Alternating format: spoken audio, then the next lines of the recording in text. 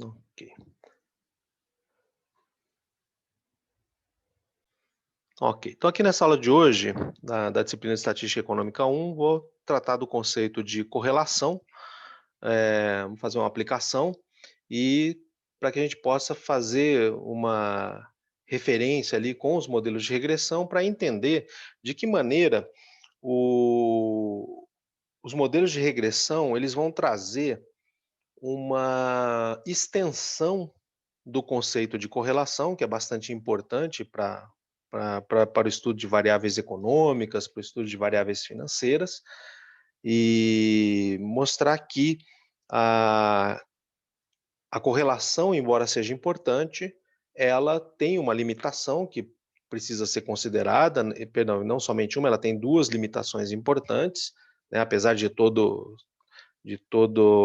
a serventia que a correlação tem, ela tem duas limitações importantes que justamente não só justificam, né, mas servem como como razões para que a gente também use os modelos de regressão, tá? Mesmo é, quando o interesse está baseado, está fortemente baseado na correlação. Ok. A gente vai ver aqui o conceito de correlação, como eu disse a vocês, de forma que a gente possa depois fazer uma conexão lá com os modelos de regressão. Tá?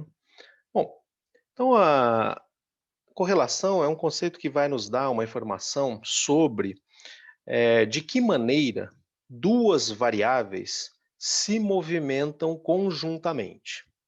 Né? Então, a correlação é uma medida de associação entre variáveis, né? Então, ou seja, como os movimentos, as alterações de uma variável estão ligadas às mudanças no valor de uma outra variável, tá? Algo parecido com o que nós estudamos, por exemplo, em microeconomia. Né? Então, lá em microeconomia, nós estudamos a demanda, né, e estudamos lá, né, que a demanda tem vários fatores determinantes, entre os quais a demanda da mercadoria sofre influência do preço da mercadoria. Né? Só que ali no caso da demanda, como é que a gente... Então, assim, em primeiro lugar, a gente trata da seguinte forma, né? Conforme o preço da mercadoria aumente, a demanda diminui. E conforme o preço da mercadoria diminua, a demanda aumenta, né? Ou seja, as variáveis demanda pela mercadoria e preço da mercadoria apresentam uma relação negativa, né? Até por isso que nós temos a tradicional curva de demanda, né? E não é só a tradicional, na verdade é o único formato de demanda que existe, de uma relação inversa entre quantidades demandadas e preço da mercadoria, né? Mas ali na demanda existe algo que vai além de uma associação, de uma relação. Existe o que? Causalidade, né? Ou seja, são as mudanças nos preços que provocam as mudanças na demanda.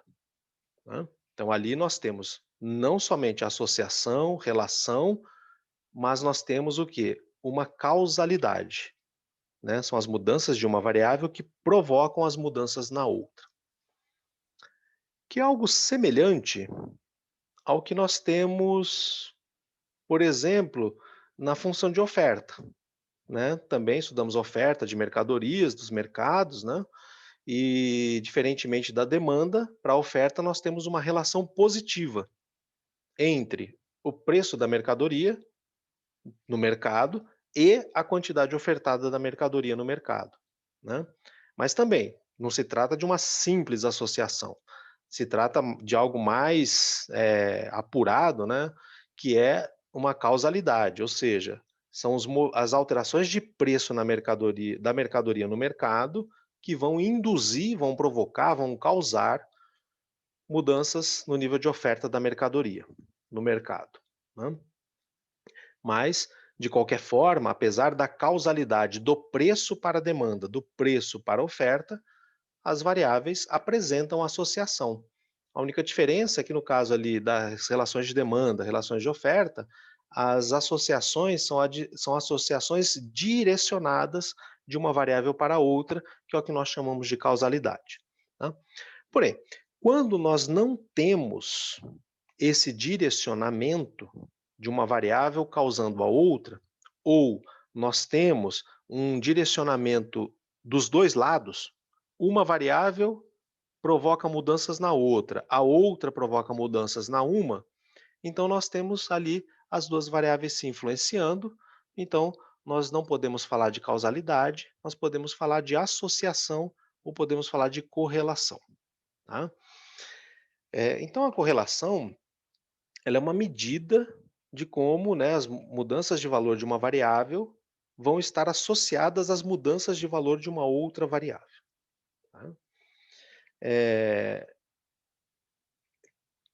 Medidas de associação podem ser feitas para variáveis discretas, tá? Então existem medidas de associação, existem também, naturalmente, testes de hipótese para o grau de associação, e também existem as medidas de associação para variáveis quantitativas.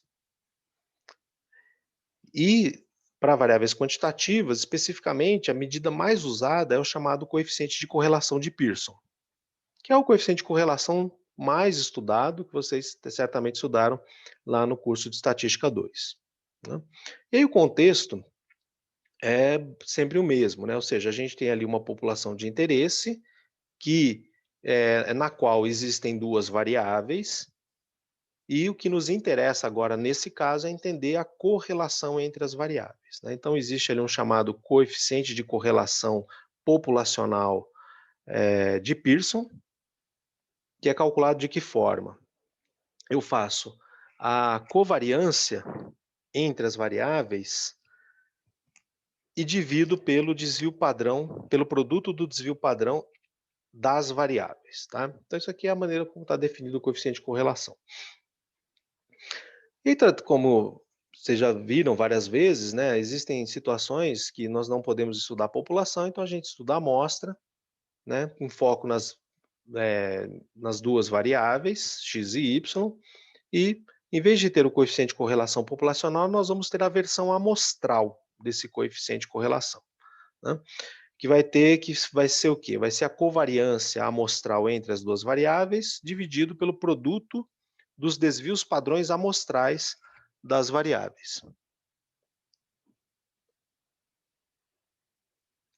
Que em termos de especificação de fórmula de cálculo, né, seria então o que está apresentado aqui nessa fórmula. Né? Então a parte de cima é a covariância, né? Só foi eliminado aqui a divisão por n-1, tá? E o desvio padrão, né, vocês devem se recordar, a gente tem ali no cálculo do desvio padrão, a gente tem uma divisão também por n-1, né? Então aqui eu teria n-1 dividindo esse termo, esse somatório aqui de x1 menos x barra ao quadrado, e eu teria n-1 dividindo também esse segundo somatório aqui da diferença, né, entre y1 e y barra ao quadrado. Só que como está na raiz, né, então eu teria n-1 ao quadrado, sai fora, eu teria aqui também um n-1 dividindo, os dois se cancelam, tá? Por isso que a fórmula já está apresentada ali sem os denominadores. Mas, apesar disso, o numerador é uma medida de covariância amostral, o denominador é um produto entre os desvios padrões amostrais. Só para recordar, né, como é que se chega ali no cálculo do coeficiente de correlação, então nós temos medidas estatísticas, né, para descrever a base de dados. Né? Então todas aquelas chamadas estatísticas descritivas, qual é a função delas? A função é justamente dar descrição sobre características do conjunto de dados, né? Porque geralmente as bases de dados são muito grandes, então se a gente só olhar ali para os números, a gente não necessariamente consegue ter uma impressão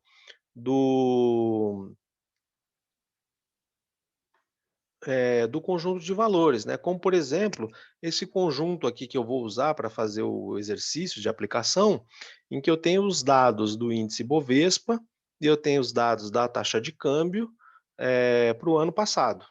Tá? Então, eu peguei aqui, né? Certamente isso é uma amostra, né? E como eu falei para vocês, é uma amostra relativamente grande, né? Só vou chegar até o final dela. Ela tem 252 observações, tá? E acreditem, isso é uma amostra pequena. Certamente é uma amostra, né? Porque a gente sabe que tanto o Ibovespa quanto a taxa de câmbio existem para além de 2020, né? Então eles existiam para 2019, 2018, 2017, isso assim sucessivamente para trás. Tem também para 2021, né? Então claramente isso aqui não corresponde a todas as observações, não é a população, é uma amostra. É uma amostra de 252 observações, né? Então, e aí também, né? Será que a gente olhando aqui para os valores, né? Sobretudo aqui nós temos duas variáveis, né? Será que a gente ficar olhando para esses números, a gente vai ter uma impressão sobre eles? Né? Então, para isso que a gente faz estatística descritiva, para justamente dar uma sintetizada ali no conjunto de dados e a gente poder então formar uma impressão sobre a variável. Né? E tem várias medidas, como por exemplo média, mediana, moda, né, que são as medidas chamadas de tendência central, mas também existem as medidas de dispersão, entre as quais nós temos, né, o desvio absoluto médio, temos o desvio quadrático médio, né, e assim vai. Temos várias medidas.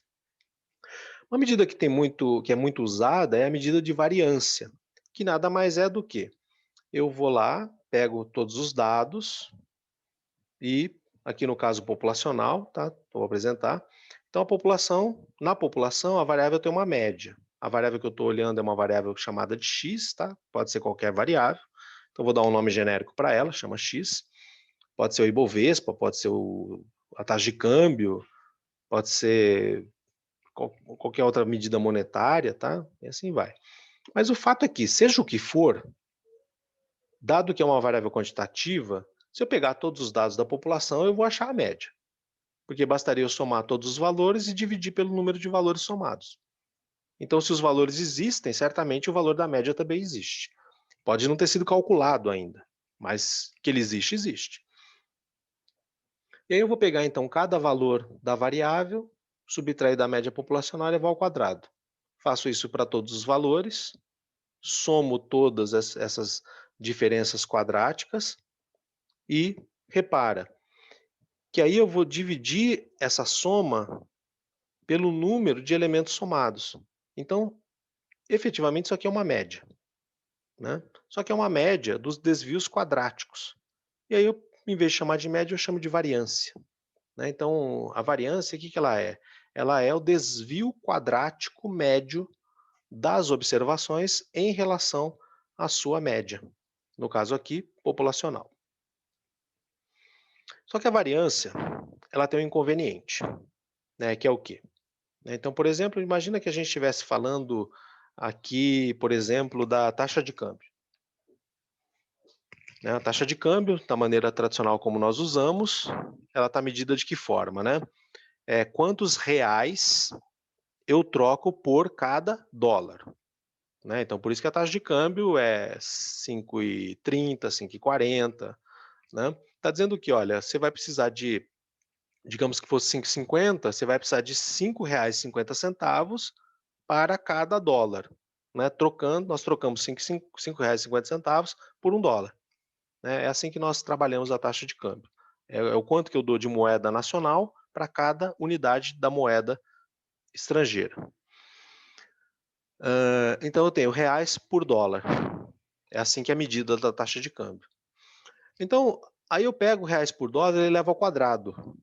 Então, vai passar a ser o quê? Vai ser reais ao quadrado por dólar ao quadrado. Né?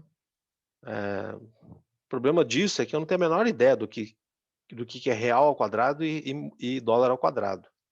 Né? Deve ser ótimo ganhar em dólar ao quadrado atualmente, mas assim, não tenho a menor ideia do que isso significa. Então, o que a gente faz para poder eliminar esse quadrado da unidade de medida?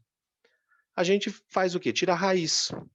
e pega a raiz quadrada positiva. Né? Por quê? Porque é uma medida de dispersão, ou seja, uma medida de distanciamento. E distanciamento, né, fica meio confuso se a gente falar de distanciamento negativo. Embora a gente saiba que é perfeitamente possível e que o negativo só vai estar te mostrando qual é o posicionamento em relação a uma diferença, uma referência. Né? Você pode poder chamar que é assim, quando o distanciamento é negativo é que você está antes, positivo quando você está depois. Né? Mas no nosso caso, isso seria um detalhe que não é necessário, né? Porque para nós não importa muito isso, né?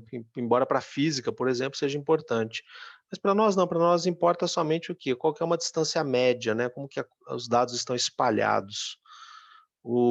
Então a gente simplesmente vai lá pegar a raiz quadrada positiva, porque aí pronto, a gente, né, aqui debaixo da raiz nós temos a variância, e ao tirar a raiz quadrada, a gente tira o quadrado da unidade de medida. Então, aquilo que era reais ao quadrado dividido por dólar ao quadrado, agora volta a ser o quê? Reais por dólar. Pronto. Aí a gente sabe como tratar valores com essas medidas. Porque se a gente sabe tratar com a taxa de câmbio, que é real por dólar, o desvio padrão, que é real por dólar, está na mesma medida, só está significando o quanto está espalhado, mais ou menos em relação à média.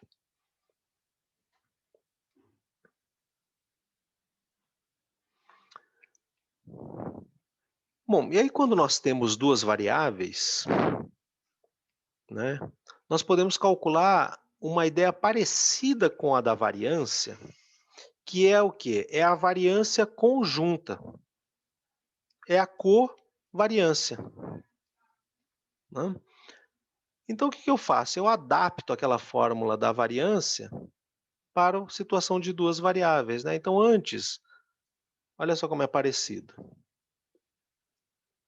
1 sobre n, né, no cálculo da variância de uma variável, 1 sobre n. Na covariância entre duas variáveis x e y quaisquer, 1 sobre n também. Aí, vou somar, desde a primeira observação até a última. Na variância, vou somar da primeira observação até a última, igualmente. Mas aí muda o quê? O que eu vou somar? No caso da variância de uma única variável, o que eu faço? A diferença da variável em relação à sua média, só que elevado ao quadrado. Na covariância, o valor da variável menos a sua média, mas sem o quadrado. Né? Porque aqui, ó, eu desmembro aquele quadrado numa outra diferença, que é a diferença da outra variável em relação à sua média. Né? Por isso é que eu não tenho quadrado. Né? Mas repara aqui, se eu trocar y aqui por x, então aqui, ó, no lugar de y eu teria x, e no lugar de mi, né, média populacional de y, eu teria a média populacional de x, e aí, ó, esse termo daqui da direita, ele ficaria igualzinho esse da esquerda. E aí, quando nós sabemos, né, que dois termos iguais se multiplicando é exatamente igual a um deles elevado ao quadrado. Né? Então, a covariância é uma medida que é adaptada da variância. Né? Você vê que estruturalmente a conta é basicamente a mesma, né? Só que tem uma adaptação pelo fato de que a gente vai tratar agora do quê? De como duas variáveis variam conjuntamente.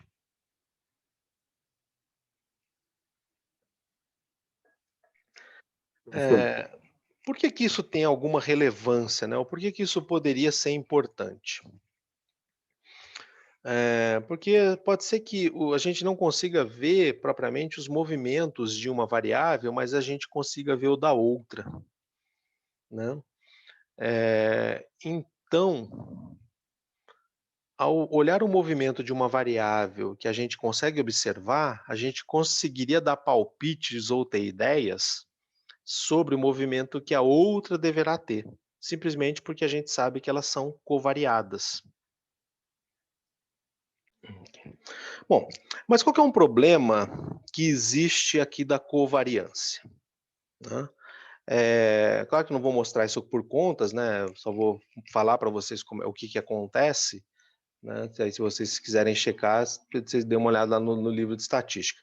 Mas o problema da covariância é o seguinte, é que se os valores das próprias variáveis forem maiores, o valor da covariância ele tende a ser maior. E se os valores das variáveis forem menores, o valor da covariância tende a ser menor.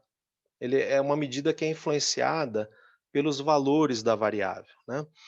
Aí eu acredito que vocês se lembrem que, por exemplo, quando a gente estuda, né, aquelas estatísticas descritivas, a gente estuda a média, a mediana, né? E aí tem sempre o estudo da seguinte informação, de que a média ela é influenciada por valores extremos, né, por valores outliers, valores discrepantes, tal, né? E aí a mediana já não, né? A mediana já é uma medida insensível a valores extremos, né? Por isso que também tem alguma serventia, né? A gente conhecer a mediana, tal. O que acontece aqui com a covariância, né? Covariância, ela é uma medida que é sensível aos valores da variável. Então, se eu tenho valores maiores, a tendência é eu ter valor de covariância maior. E se eu tenho valores menores nas variáveis, a tendência é eu ter valores menores na covariância. Embora as variáveis de menor valor, elas possam estar mais espalhadas do que as de maior valor. Então, você cria um problema, né? Porque a variável ela não capta exatamente uma dimensão ali de dispersão. Então, o que que a gente faz? E além disso, né? Por exemplo, pega um valor de covariância de 1000 e compara com um valor de covariância de 1200. Né? Com certeza, 1200 maior que 1000, não há dúvida. Só que o fato da covariância ter dado 1200 é porque as variáveis que eu estudei e que deram resultado de covariância de 1200, elas têm valores maiores do que aquelas que geraram uma covariância de 1000. Né? Então, ou seja, é uma medida que é sensível aos valores da própria variável. E isso, qual é o problema? Isso pode mascarar as dispersões. Então, o que que é feito? É feito justamente o quê? A gente pega a covariância, tá? Que é esse fator que está aqui no numerador, e aí a gente divide pelo produto dos desvios padrões. Né? Porque com isso, o que que acaba acontecendo? A gente limita o valor, né, que essa relação pode ter entre -1 e 1. Tá? E aí, naturalmente, -1 é o menor valor e 1 o valor máximo. E, naturalmente, na transição de -1 vai ter que passar pelo zero. Né? Isso é feito por quê? Voltando àquilo que eu citei. Você tem duas covariâncias, uma de 1200, uma de 1000. O fato de ser 1200 não quer dizer necessariamente que a relação entre as variáveis, que tem uma covariância de 1200, ela é mais forte do que a relação existente entre as variáveis que tem uma covariância de 1000. Por que que não quer dizer? Porque pode ser o quê? Aquele 1200 ele pode ser uma simples decorrência do fato de que os valores das variáveis são maiores do que os valores das outras duas variáveis que apresentam a covariância de 1000. Né? Então, ou seja, a covariância, ela embora tenha uma importância, né, pelo seguinte, quando a covariância é positiva, quer dizer que as variáveis têm uma relação direta, ou uma relação positiva, que é o que acontece, por exemplo, na curva de oferta. Quando uma variável aumenta, a outra também aumenta. Quando uma variável diminui, a outra também diminui. Né? As duas variáveis se movimentam na mesma direção. Então, covariância positiva significa isso, ou é equivalente a isso. Se porventura a covariância der negativa, quer dizer que as variáveis têm uma relação inversa entre si, que é o que acontece, por exemplo, entre preços e quantidades para a demanda. Quando uma variável aumenta, a outra está diminuindo. Quando uma variável está diminuindo, a outra está aumentando, né? Então são relações opostas. Quando uma se move numa direção, a outra se move na direção oposta. Então isso é equivalente à covariância negativa. Quando a covariância dá zero, quer dizer que simplesmente as variáveis não têm relação alguma entre si. Agora, o problema disso embora a covariância indique qual é a relação entre as variáveis, ela não nos dá uma medida de força da correlação, né, ou da própria covariância. Então, a gente não tem uma medida de força. E o que nós precisamos, de fato, para entender, né, porque veja, o fato de duas variáveis se movimentarem na mesma direção, né, não quer dizer que necessariamente a alteração em uma das variáveis vai provocar uma alteração grande na outra, ou pequena, né? Por quê? Porque simplesmente a covariância não consegue dizer para a gente qual é a intensidade da força da relação. Ela só diz qual é o sinal da relação. Se é uma relação direta, se é uma relação inversa, ou se não tem relação, tá? Mas ela não consegue informar a força.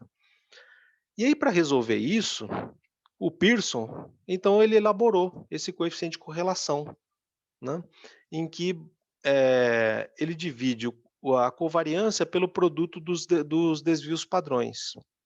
Tá? É algo semelhante a fazer o seguinte raciocínio, né? Imagine que alguém fale a seguinte frase: a população chinesa é uma população mais feminina que a população brasileira, pelo fato de que na China existem mais mulheres do que as mulheres existentes no Brasil, né? Essa frase está certa ou essa frase está errada? Né? Ou seja, a pessoa foi lá, olhou, na China tem tantos milhões de mulheres. Aí a pessoa veio aqui no Brasil, olhou, no Brasil tem tantos milhões de mulheres, mas é menos do que na China. Portanto, a população chinesa é uma população mais feminina que a brasileira, né? Esse raciocínio está errado. Por quê? Porque ele não tirou o efeito do tamanho da população, né? Para poder dizer se a população chinesa é mais feminina que a brasileira, ele precisaria fazer o quê? Dividir a população, ver quanto que a população de mulheres na China representa da população total, né? Quantos por cento da população chinesa corresponde a mulheres, e fazer a mesma conta no Brasil, né? Para eliminar o tamanho da população, né? Porque sem isso, repara que o número de mulheres chinesas é maior do que o número de brasileiros. Bom, então naturalmente, né, sempre a população chinesa vai ser mais feminina do que a população de quase qualquer outro país, talvez exceto a da Índia. Eh, então é uma conta que não tem sentido, né, por quê? Porque a gente não tira o efeito da população. Então a gente precisaria fazer o quê? Ver quantos por cento as mulheres representam na China, quantos por cento representam no Brasil, para daí sim ver em qual população tem um percentual maior de mulheres, para aí poder qualificar qual das duas populações, digamos, é mais feminina. Aí beleza, você tirou o efeito da população. Aqui é parecido, né, então para tirar o efeito ali digamos, do tamanho dos valores da variável, a gente divide pelo produto dos desvios padrões, né. Então foi isso que o Pearson propôs, né, você faz isso, pronto, você tira o efeito dos valores das variáveis serem maiores ou menores, e com isso, você consegue então determinar qual é a força da covariância existente, mas aí ele passou a chamar isso de correlação, né? E aí o coeficiente de correlação varia de -1, que seria o quê?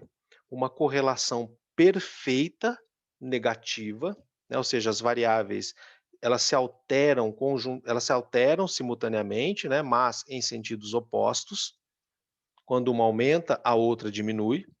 Quando uma diminui, a outra aumenta, né? Só que aí é uma correlação muito forte, negativa. E do outro extremo, o coeficiente de correlação é igual a 1. Então, o fato de ser positivo significa o quê? Que a correlação entre as variáveis é positiva. Quando uma aumenta, a outra aumenta. Quando uma diminui, a outra diminui. O fato de ser 1 quer dizer que a correlação é fortíssima, tá? E aí, entre os dois, nós temos o caso, né? Você passa do -1, vai até 1, você vai ter que passar pelo zero. O que é o coeficiente de correlação igual a zero? As variáveis não apresentam nenhuma correlação entre si. Ah, beleza. Entre 0 e 1 positivo, o que é? Correlação positiva.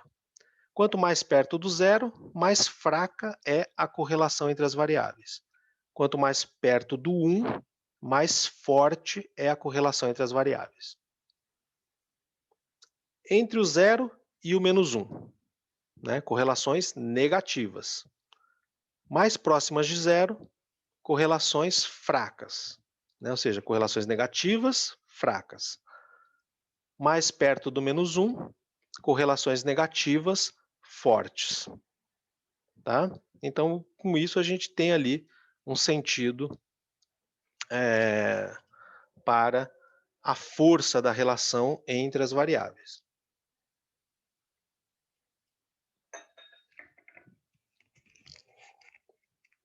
Que é o que a covariância não consegue nos informar, né?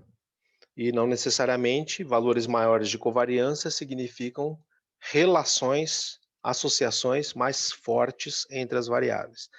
Então, é justamente isso que o coeficiente de correlação permite calcular. Eu não só sei se a relação é direta ou inversa, ou se não tem, e ainda eu sei qual é a força dessa relação. Por isso que o coeficiente de correlação de Pearson, que é essa formulação que está aqui, é bastante usado. Mas, né, como nós nunca conseguimos trabalhar, ou quase nunca conseguimos trabalhar com a população, a gente usa um coeficiente de correlação amostral.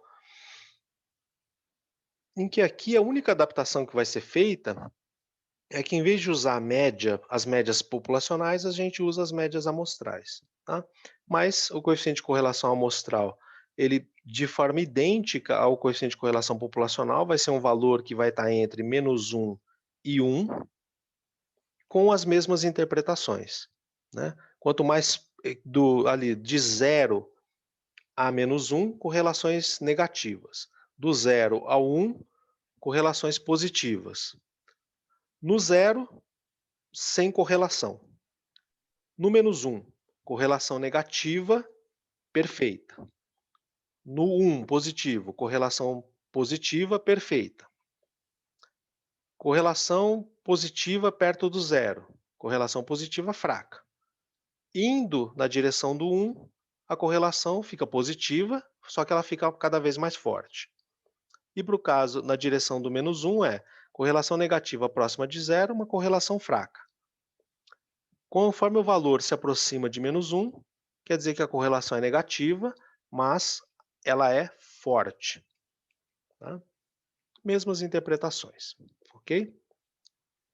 Aí, do ponto de vista, assim, digamos, de uma visualização, né, ao que cada situação estaria correspondendo, né, nós teríamos algo assim. Então, vamos pensar aqui o caso, né, nós temos duas variáveis, x e y, né, então sempre os eixos horizontais do que aparecer aqui representam a variável x, os eixos verticais representam a variável y. Tá? Ou então, opa,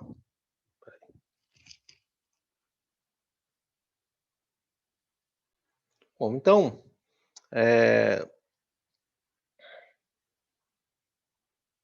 peraí, sumiu alguma coisa.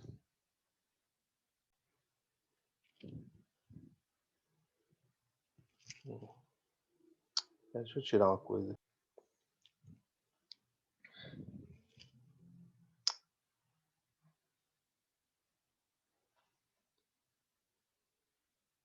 Então, veja, quando nós temos um coeficiente de correlação ali, por exemplo, de valor exatamente igual a 1 positivo, né, então os dados da variável x e da variável y, né, estariam dispersos assim, ó, como se fosse uma reta positivamente inclinada. Né? Então, o fato da relação ser positiva mostra que quando uma variável aumenta de valor, a outra também aumenta. Né? Quando x diminui, y diminui, que é o que está representado aqui por essa dispersão de dados. O fato de ser exatamente igual a 1 mostra o seguinte, ó, que eles estão na mesma relação, entre um e outro, né, ou seja, você tem um deslocamento aqui de x, você vai ter um deslocamento em y, e quando você tiver outro de x do mesmo tamanho, y também vai ser do mesmo tamanho, né, você vai ter algo parecido com uma reta positivamente inclinada. Quando o coeficiente de correlação é igual a -1, aí você teria o quê? Uma reta com inclinação negativa, né, então assim, você tem uma relação perfeita entre as variáveis, que é o fato de ser 1, só que o fato da relação ser invertida, né, quando uma aumenta, a outra diminui, né, que é o que está captado por uma reta de inclinação negativa, então o coeficiente de correlação vai ser igual a -1. Quando ele for igual a zero, que é a situação de não ter correlação, o coeficiente de correlação é igual a zero, você repara o seguinte, ó, os dados, se a gente fizesse um contorno aqui nesses dados, ele ia parecer, não ia ser exatamente igual, mas ele ia parecer com um círculo, né.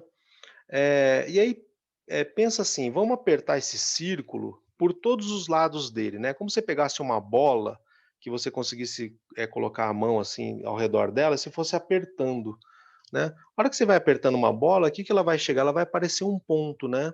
Conforme você vai apertando ela, ela vai meio diminuindo. E aí nós não temos uma relação, por quê? Porque num ponto ou num círculo, a gente conseguiria traçar infinitas retas, né. E a reta é justamente o que mostraria para a gente qual é a relação entre as 2 variáveis. Então, como aqui eu poderia passar uma reta positiva, horizontal, vertical, negativa e qualquer outra reta eu poderia passar aqui por esses pontos, então, na verdade, eu não tenho uma única reta representando a relação entre uma variável e outra. Por isso é que eu digo que então eu tenho ausência de relação, ausência de correlação. E aí, por causa disso, o coeficiente de correlação ele é zero. Repara que aqui, ó, nesses pontos, se eu consigo passar uma reta por eles? Sim, e a única reta razoável é essa que os próprios pontos já formam, né. Nenhuma outra reta representaria tão bem esses pontos. Então aqui eu tenho, olha, uma reta, né, que passa exatamente em cima dos pontos, por isso que dá 1.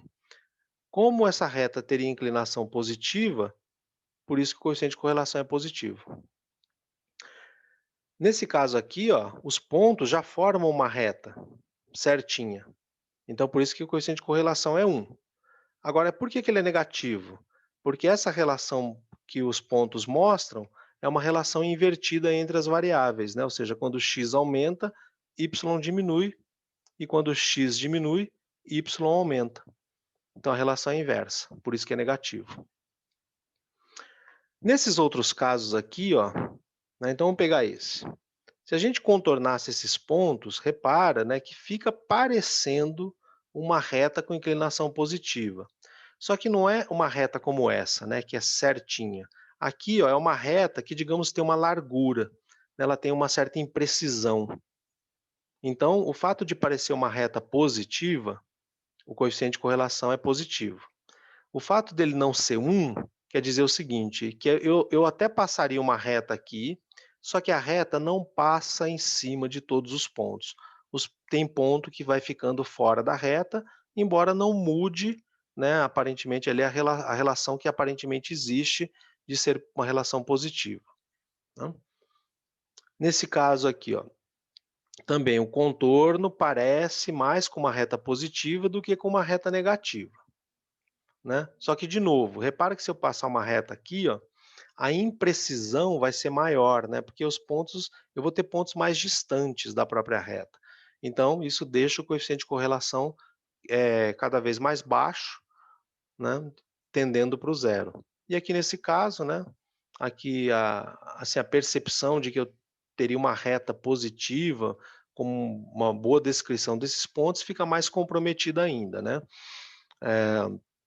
Mas ainda assim, acho que a reta positiva é mais razoável, né, porque, ó, repara que esse canto aqui, ó, ele tem mais pontos, por exemplo, do que esse, ó, que está bem vazio. Nesse pedaço aqui eu também tenho mais pontos do que esse aqui que está mais vazio, né. Então por uma questão, assim, de preenchimento, parece que, assim, ó, se eu fosse traçar uma reta para descrever esses pontos, parece ser mais razoável que essa reta seja com inclinação positiva. Mas você concorda, né, que vão ter pontos bem distantes da reta, né? E aí por isso que, embora o valor fique positivo, ele fica mais próximo de zero, né? Então isso aqui é o que o coeficiente de correlação capta, né?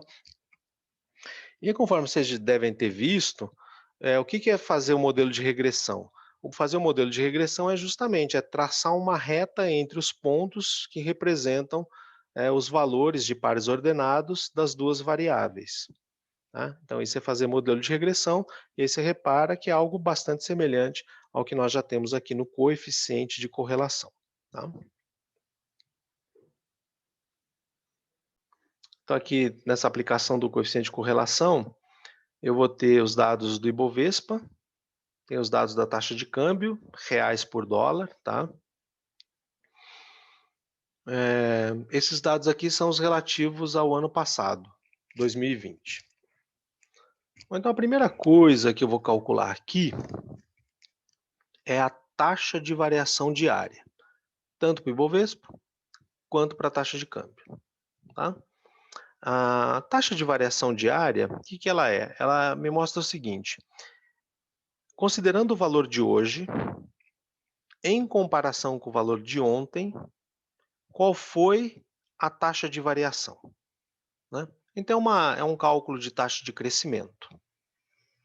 Bom, então assim, como eu sempre vou precisar do valor do dia anterior, eu não tenho como calcular essa taxa aqui para o primeiro dia, né? Porque simplesmente eu não tenho dia anterior.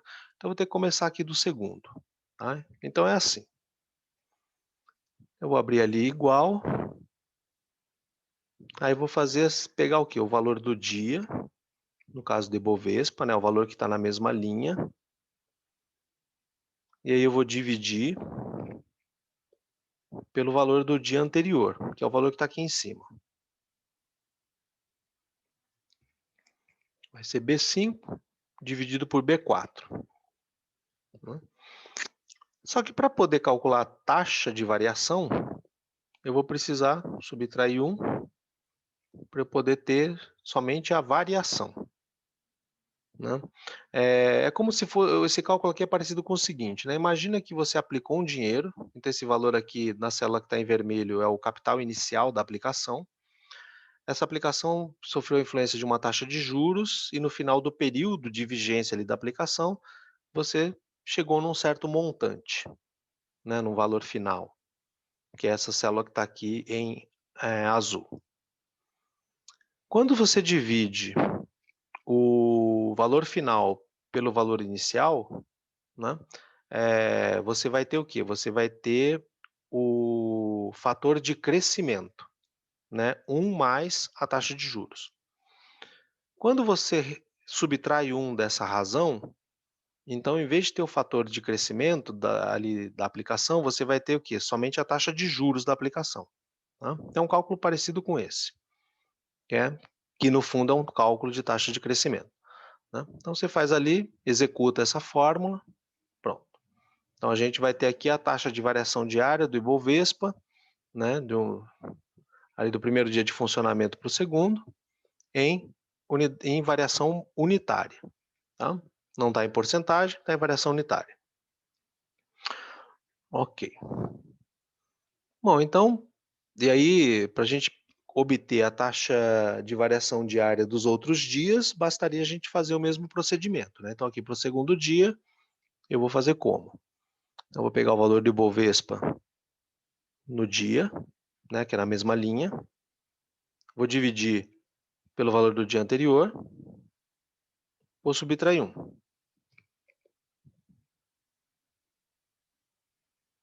Aí, se eu der Enter, né, eu executo a fórmula, me dá ali a taxa de variação diária do Ibovespa, só que em notação unitária. Okay?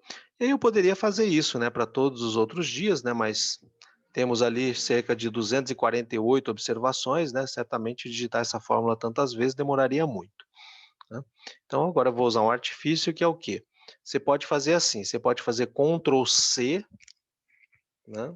Você pode fazer Ctrl C E aí depois você seleciona daqui até lá o último dia, né? Segura ali com o botão do mouse apertado, solta, aperta Ctrl V. Pronto. Aí o Excel vai replicar aquele cálculo para todos os outros dados, né? E com isso a gente vai ter o cálculo da taxa de variação diária ali para o Ibovespa para todos os dias ali, conforme os dados do ano passado.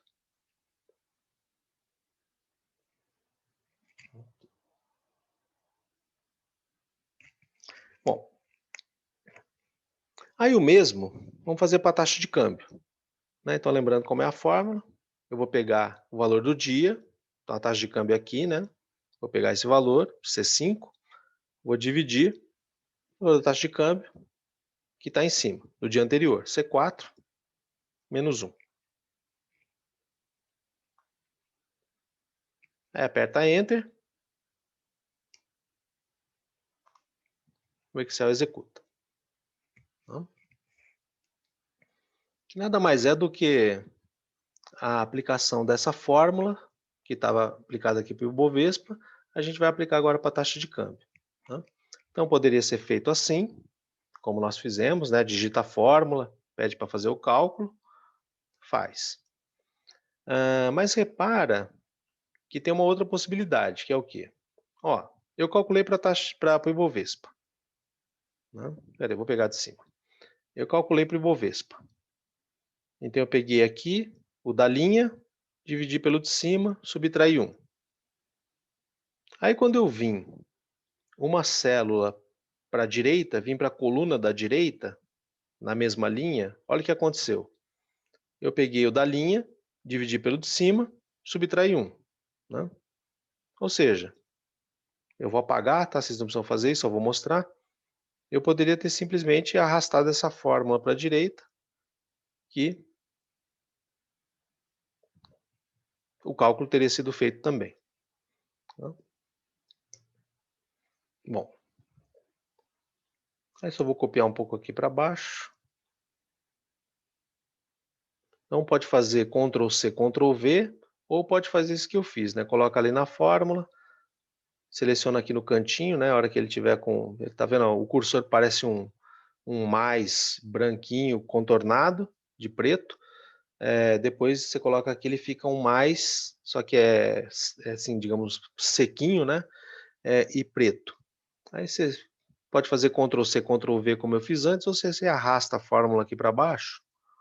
Aí nós vamos arrastar ela até lá embaixo, né? Porque a gente vai replicar esse cálculo para a base de dados inteira. Então chegou aqui na última linha da base de dados, aí você solta e o Excel faz o serviço para a gente. Calcula tudo. Aí pronto. Aí a gente tem aqui o cálculo ali de todos os valores de taxa diária para todos os dias, exceto o primeiro, né? Mas para todos os dias lá do ano passado.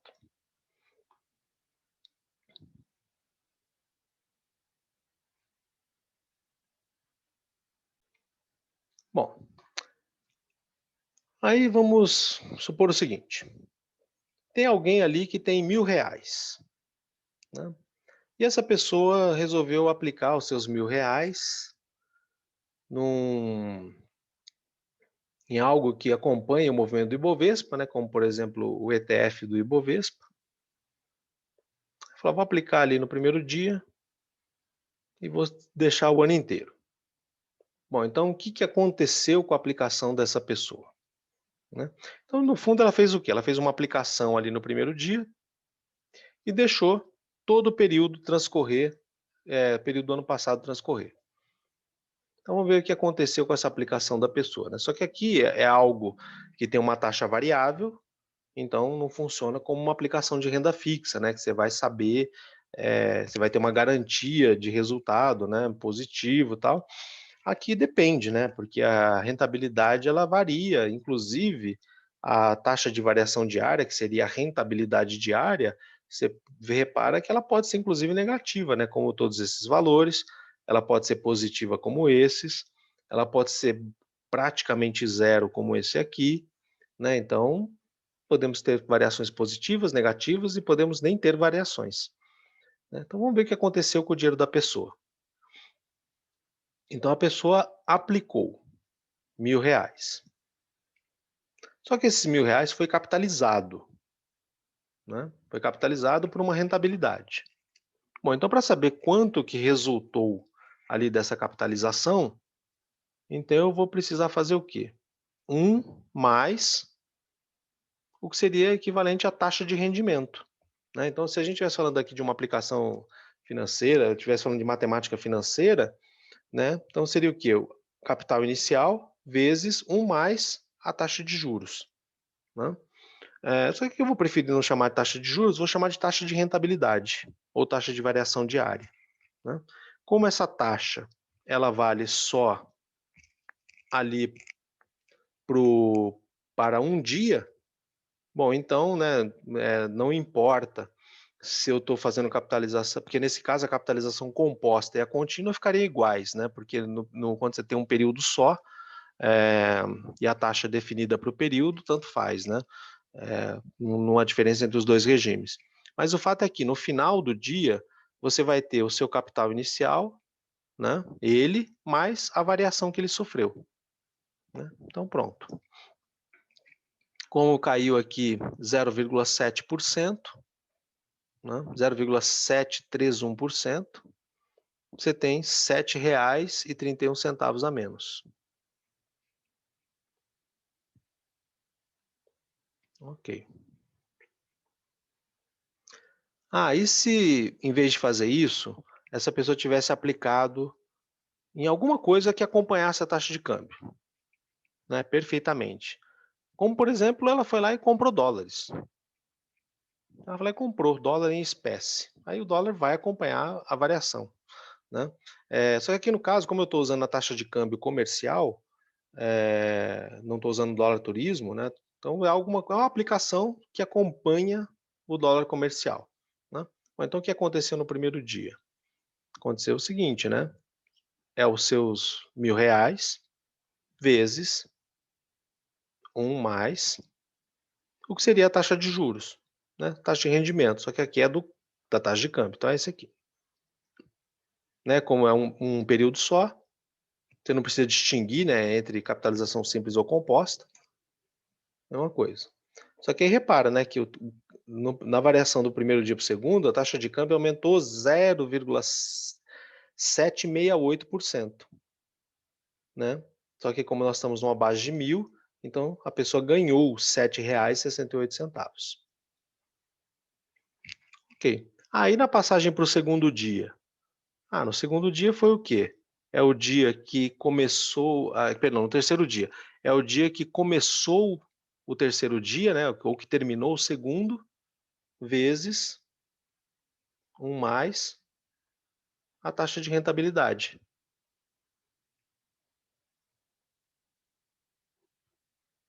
Ok, né? Caiu de novo, por isso que baixou de novo, né?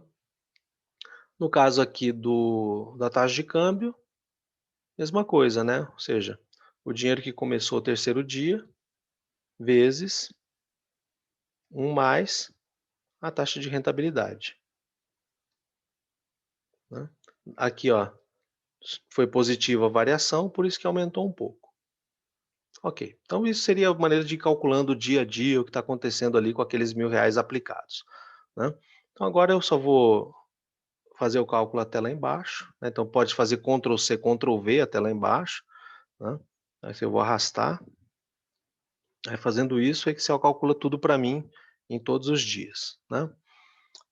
Por uma questão de semelhança das fórmulas e só deslocamento para a coluna da direita, se eu copiar todas essas fórmulas aqui para a direita, eu vou ter então todos os cálculos, em vez de ser para o Ibovespa, né, como está nessa coluna, eu vou ter agora para a taxa de câmbio. Aí também, tudo feito.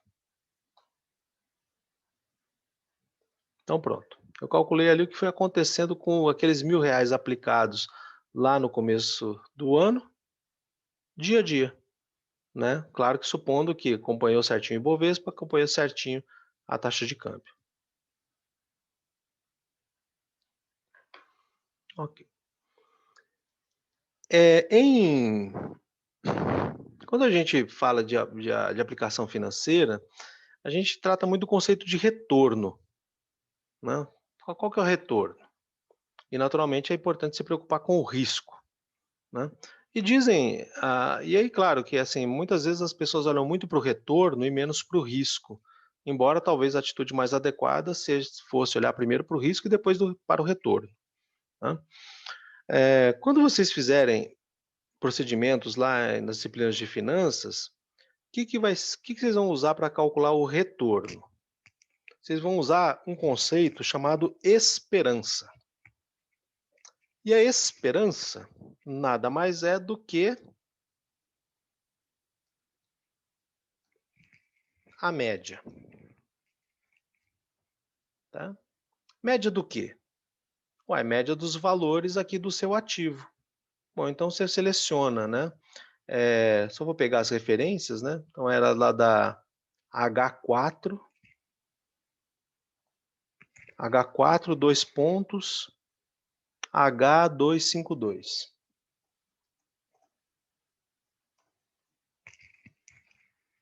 Só para ter certeza que está certo, vou botar lá em cima. Ah, não, tem que ser H5, perdão. Não vou incluir o 1000. É porque o 1000 é a aplicação. Então é H5 até H252. Né? Então, por exemplo, com base nos valores do último ano, né, o retorno ali daquela aplicação, né, que seria o valor médio, que é o calculado pela esperança, foi esse aqui.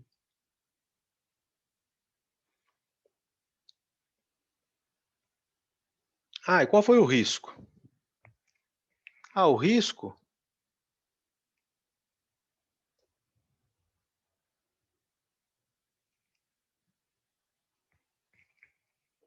calculado por quem? Pelo desvio padrão.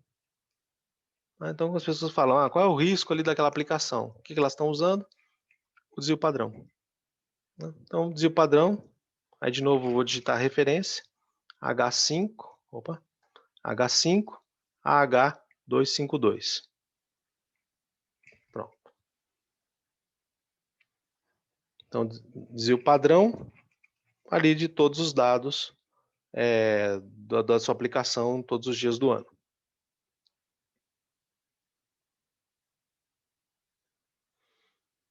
Esse aqui é o risco. Né? Ou seja, se você tivesse aplicado os 1000 lá no começo do ano e tivesse sacado em algum momento ali do ano, a expectativa é que você tivesse sacado R$ 831, né? Mas claro que depende do dia, pode ter sido mais ou menos do que isso, envolvendo um risco de 114, né? Então você pode, por exemplo, com cerca de 68% de probabilidade, você sacou um valor que está entre 831 mais 114 e 831 menos 114. Então, esse que é o raciocínio. Mas e se eu tivesse então aplicado na taxa de câmbio? Né? Então, como as fórmulas são as mesmas, eu só vou arrastar aqui para o lado. Se eu tivesse aplicado na taxa de câmbio, a expectativa é ter tido um retorno médio de 1.283, com o risco de quase 116. Né? E aí você repara que em termos de retorno, temos uma diferença considerável. Né? Se você tivesse aplicado, a tendência é que você tivesse perdido dinheiro com o Ibovespa, enquanto que na taxa de câmbio você teria ganho. Porque você aplicou 1000. Qual é o risco? Muito parecido, né? 114,40 para o Ibovespa, 115,95 por a taxa de câmbio. Tá. Agora vamos fazer um outro cálculo. Pessoa lá com os mesmos R$ 1.000. Só que ela vai fazer assim. Ela vai aplicar 50% dos 1000 no Ibovespa e 50% na taxa de câmbio. Tá? Ela vai fazer assim. Ela vai fazer igual a aplicação dela dividido por 2, né? Então metade, vezes... Então metade da aplicação vai render pelo Ibovespa. Então 1 mais taxa de variação do Ibovespa.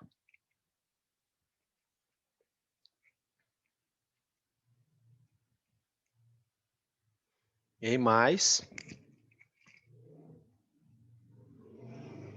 a aplicação dela, né, só que é metade. Metade da aplicação vai render 1 mais, só que pela taxa de câmbio.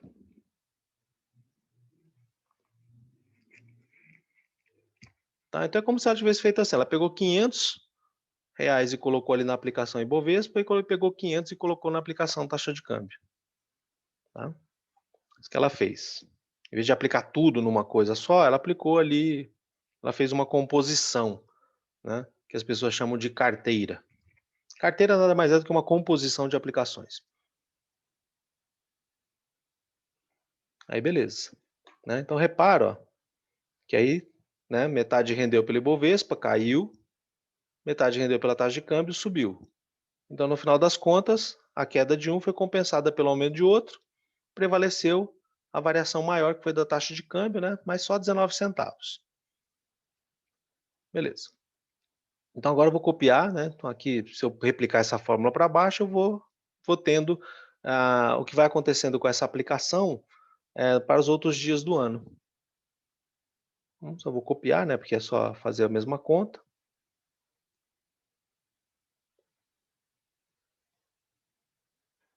Ok. Agora vamos copiar, vamos calcular aqui, ó. Depois de calcular tudo isso, vamos ver qual é o risco e o retorno ali da composição ou da carteira.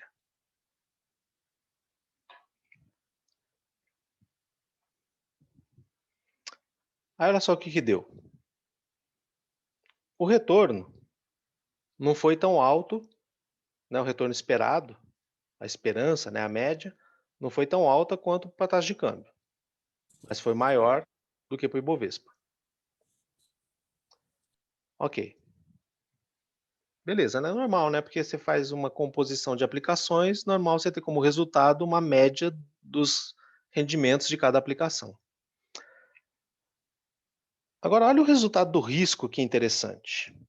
Né? Aqui tudo bem, é uma média. Né? Quer ver? Ó? Vamos fazer a média.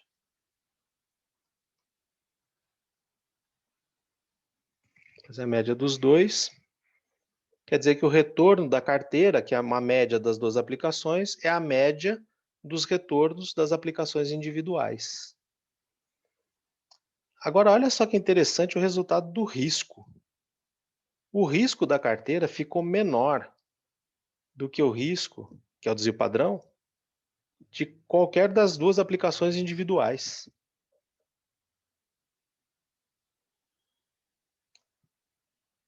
Por que que isso aconteceu? O motivo é esse aqui, ó. Eu vou aplicar aqui, eu vou calcular agora o coeficiente de correlação entre o Ibovespa e a taxa de câmbio.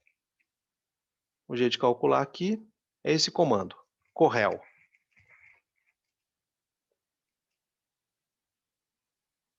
Aí abro parênteses, preciso selecionar, né, os dois conjuntos de dados. Então eu sei que é H5 até H252 e o outro é o que está aqui à direita.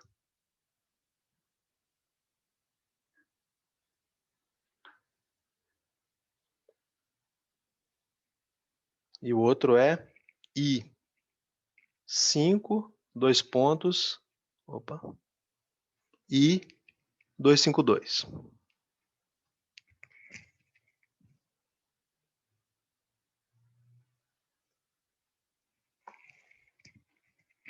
Então esse aqui é o coeficiente de correlação entre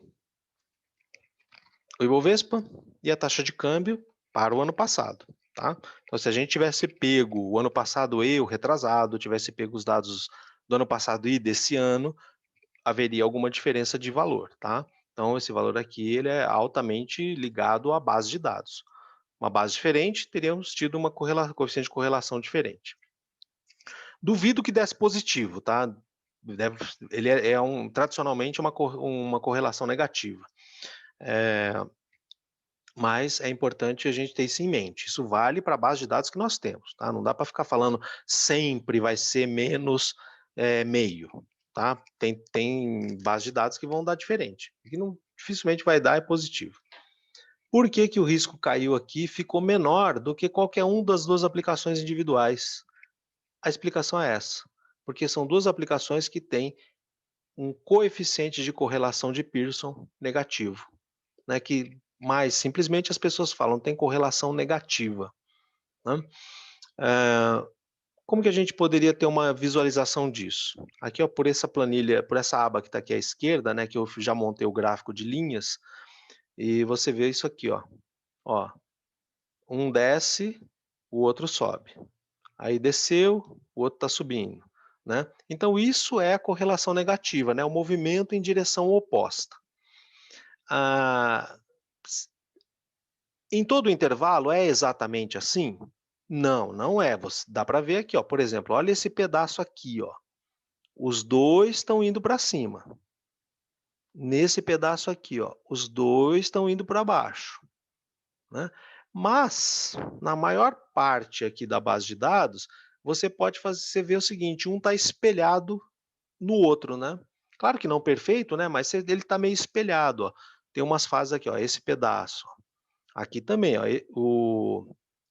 não lembro quem que é o alaran não lembro quem é o alaranjado, mas um deles está meio reto, né, e o outro está subindo.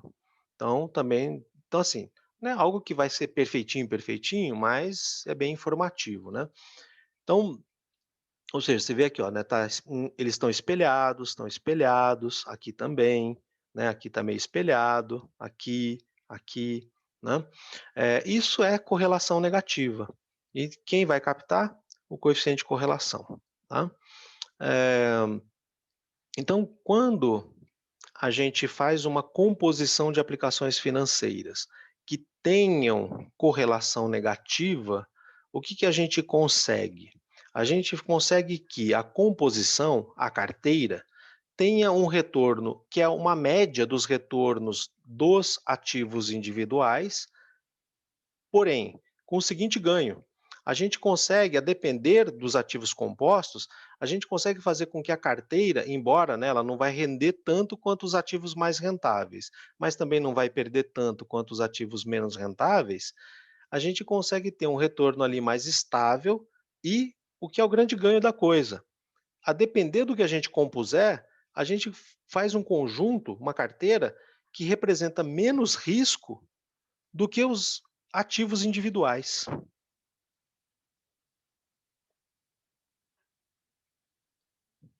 Aí, só por curiosidade, quem foi que propôs isso aqui?